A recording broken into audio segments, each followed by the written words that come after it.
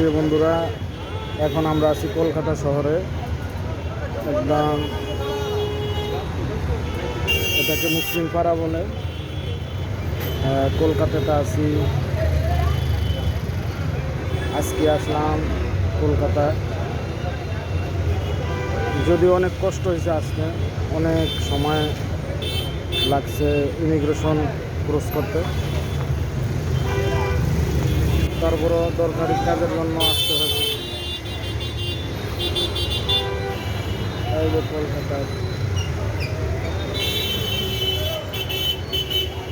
শহরের বিল্ডিংগুলা। এই ফার্স্ট ইন্ডিয়াতে আসলাম। ইন্ডিয়াতে আসছি, তারপরে মনে হয় না যে ইন্ডিয়াতে আসছি, কারণ বাংলাদেশের মতন সেম। তারপরে এই দেশের মানুষগুলো, তাদের আচার আচরণ আমাদের থেকে অনেকটাই ডিফারেন্ট।